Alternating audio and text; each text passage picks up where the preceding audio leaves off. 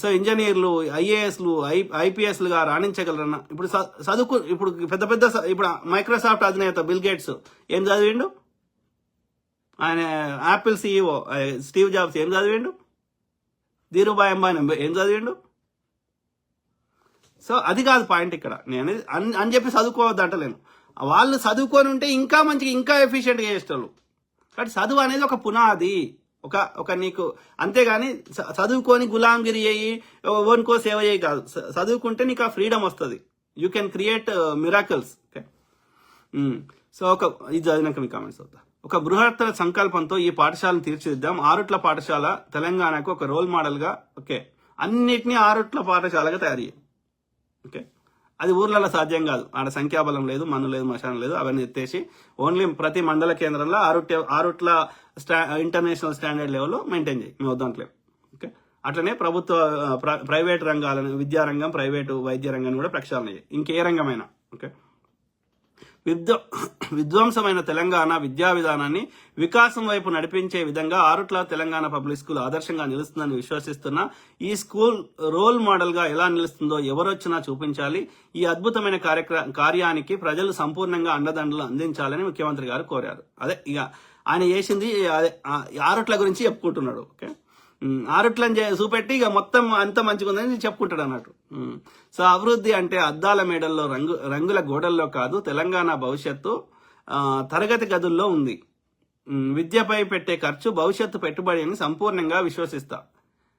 ఎవడొద్దు అన్నాడు? ప్రైవేట్లో రీయింబర్స్ చేసినా అది కూడా విద్యకే కదా.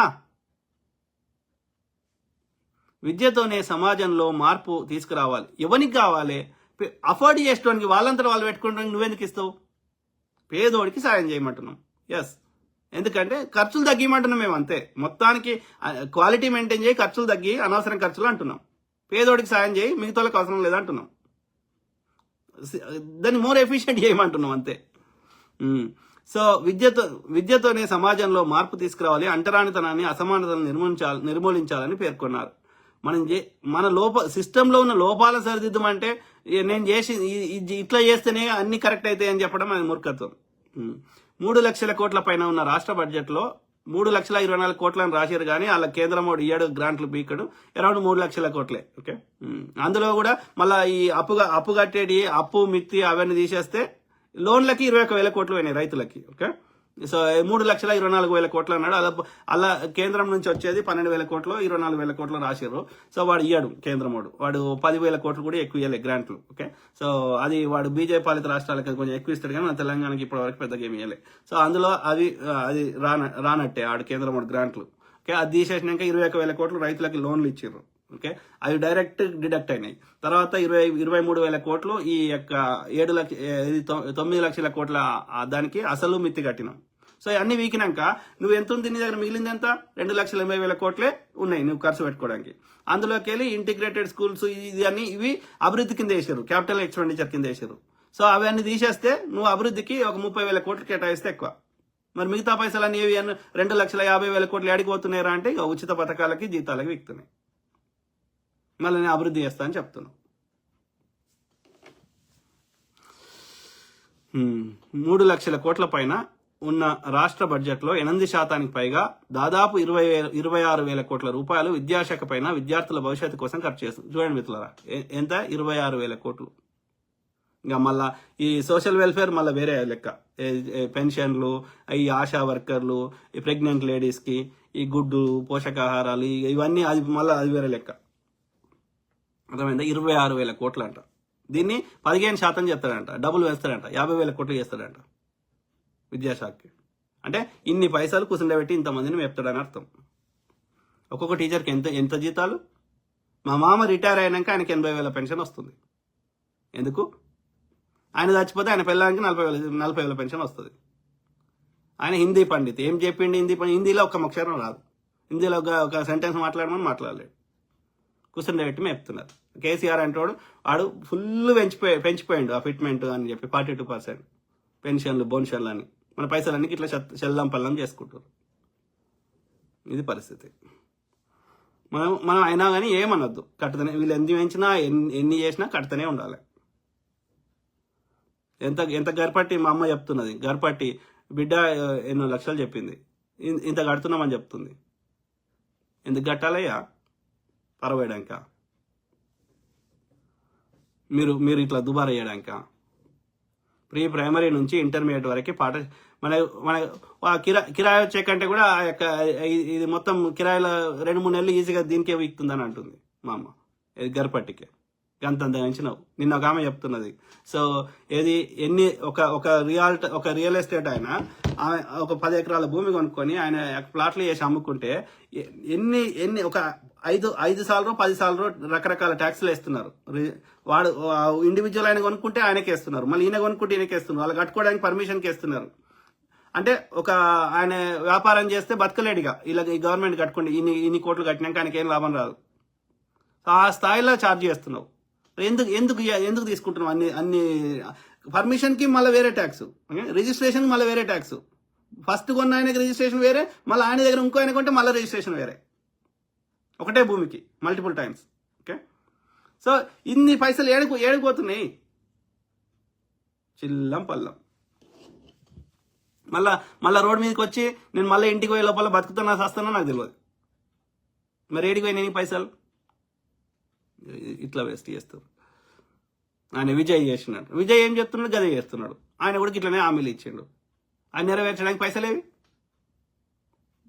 ప్రజలని థాట్ ప్రాసెస్ని ఖరాబ్ చేస్తున్నారు. పాపం వాళ్ళకి తెలుస్తలేదు, వాళ్ళకి కూడా అర్థమైతలేదు. అరే ఈ చిల్లర నాకెందుకు రాయ్యా, ఓకే నా కొడుకుని చదివించుకుంటే వానికి వాళ్ళ కాళ్ళ మీద వాళ్ళు నిలబడినట్టు కావాలి, నేను తయారు చేసిన వస్తువులకు సేవలకి నాకు డబ్బులు కావాలి, నేను ధనవంతుని కావాలి అని ఇది వ్యవస్థలు నాకు కావాలని కావాలి, కానీ ఈ చిల్లర ఎందుకు రాని ఆలోచన వాళ్ళకి లేదు. అది వాళ్ళకి అర్థమవుతలేదు పాపం. ఎందుకంటే మెజారిటీ జనాలు చదువుకునే వాళ్ళే ఉన్నారు. ప్రీ ప్రైమరీ నుంచి ఇంటర్మీడియట్ వరకు పాఠశాలల్లో 1814 మంది పిల్లలు పాఠశాలల్లో చేరగా సీట్లు ఖాళీ లేవని, అడ్మిషన్లు పూర్తయ్యాయని ప్రభుత్వ పాఠశాల బయట బోర్డు పెట్టే పరిస్థితికి రావడం పట్ల కమిటీని అభినందిస్తున్నాయి. ఏడొచ్చినాయో ఎవడు వీకిండో మనకు తెలియదు. ఓకే, మీరు దయచేసి చూడండి. ఇప్పుడు ఆయన నల్లమోతు ఆయన పేరుంది చక్రవర్తి, ఆయన కూడా ఇట్లా అన్ని టాపిక్స్ మీద రీసెర్చ్ చేసే డేటా ఆధారంగా చెప్తాడు. సో ప్రభుత్వ స్కూళ్లలో ఎంత దుబారా వేస్ట్ అవుతున్నాయి, ఎన్ని స్కూళ్లలో సింగిల్ టీచర్ ఉన్నాడు, ఎన్ని స్కూళ్లలో అసలు స్టూడెంట్స్ ఎన్రోల్మెంట్ లేదు. కొన్ని ఫేమస్ ఇది వదిలేస్తే, కొంచెం జిల్లా కేంద్రాల అట్లాంటి కొన్ని వదిలేస్తే మెజారిటీ అట్లనే ఉన్నది. ఈవెన్ మన సిద్దిపేట తీసుకుందాం, ఎన్ని స్కూళ్ళు ఫుల్ కెపాసిటీ నడుస్తున్నాయి. ఒక టౌన్ తీసుకోండి, ఏదో ఫేమస్ 2-3 ఉంటాయి అంతే, మంచి కొంచెం ఆడికాడుకునేది. మిగతా అన్ని మనకి గుదిబండలే. వాటి గురించి ఒక్కడ మాట్లాడరు. ఈ ఫేమస్ ఒకటి చూపెట్టి ఇక చూసినవా అని చెప్తారు. Not acceptable. So Aretla public school ఏర్పాటుతో వచ్చిన అనుభవాలను పాఠాలుగా పరిగణలోకి తీసుకుని భవిష్యత్తులో ఇతర స్కూళ్లను మరింత మెరుగ్గా తీర్చిదిద్దాల్సిన అవసరం ఉంది. లేదు సీఎం గారు, ఈ క్వాలిటీ, ఇంటర్నేషనల్ స్టాండర్డ్ ఇవి మాత్రమే ఉండి మిగతా ఎత్తేయాలి అంతే. లేకపోతే మీరు పైసలు ప్రతి దగ్గర, నేను ఈ ఒక్క రంగం చెప్తలేను, ఇప్పుడు ఈ టాపిక్ వచ్చింది కాబట్టి ఈ రంగం చెప్తున్నాను, కానీ అన్ని రంగాల్లో కూడా ఎఫిషియెంట్గా చేసి టెక్నాలజీని అడాప్ట్ చేసి ఉద్యోగుల సంఖ్యను తగ్గించి వాళ్ళకి ఒక టెక్నాలజీ అడాప్ట్ చేస్తే నీకు ఆటోమేటిక్గా నీకు అంతమంది అవసరం లేదు. ఎఫిషియెంట్ తయారు చేసి అట్లీస్ట్ ఒక 30-40% బడ్జెట్ మీరు ఈ అనవసరం ఖర్చులు తగ్గిస్తే ఆ 30-40% మనం అట్లీస్ట్ అరౌండ్ 50% బడ్జెట్ మనము అభివృద్ధికి కేటాయించుకుంటే మనము ఇన్ఫ్రాస్ట్రక్చర్ బిల్డ్ అవుతుంది, అన్ని ఫెసిలిటీస్ వస్తాయి. మనము సింగపూర్, చైనానో, అమెరికానో, ఇంకో దేశం లెక్క తయారవుతుంది, స్విట్జర్లాండ్ ఇంకోటో. లేకపోతే ఇట్లనే వస్తాం ప్రతిరోజు దినదినగండంగా ప్రతి దానికి భయపడుకుంటా, ప్రతిదానికి ఏడ్చుకుంటా, ప్రతిరోజు బాధపడుకుంటూ బతకాలి కదా. ఇప్పుడు 1000 ఎలక్ట్రిక్ బస్సులు కొన్నాను, నువ్వు 1000 ఎందుకు? మొత్తం రిప్లేస్ చేయి, పైసలు లేవు. ఎందుకు లేవు కదా? ఒకటేసారి మొత్తం చేసేస్తే పిడవుతుంది కదా, ఇక అసలు పొల్యూషన్ ఉండదు కదా. సో మొత్తం బస్సులు చేయి, పైసలు లేవు. ఎందుకు లేవు? పంచి పెడుతున్నా. ఇది పరిస్థితి. పైసలు లేకపోతే కనీసం ఆ పీపీపీ పద్ధతులను చేయి. ప్రజలు యొక్క ప్రజల్ని వాళ్ళని వ్యాపారస్తులు తయారు చేయి, వాళ్ళకి పార్ట్నర్షిప్ ఇయ్యి, వాళ్ళని మేనేజ్ చేయమని. నువ్వు మేనేజ్ చేయకు గవర్నమెంట్. అప్పుడు మోర్ ఎఫిషియెంట్గా పనిచేస్తాయి ఆ సిస్టమ్స్. ఎందుకంటే వాళ్ళ పైసలు కూడా పెట్టారు కాబట్టి వాళ్ళు అనవసరం ఖర్చులు చేయరు ప్రైవేట్లో. I don't understand. నువ్వు ఓన్లీ ఒక షేర్ పెడతావు అంతే, ప్రైవేటే మొత్తం ఉంటుంది, నువ్వు ఓన్లీ షేర్ పెడతావు. నీ షేర్ ఎప్పుడంటే అమ్ముకోవచ్చు.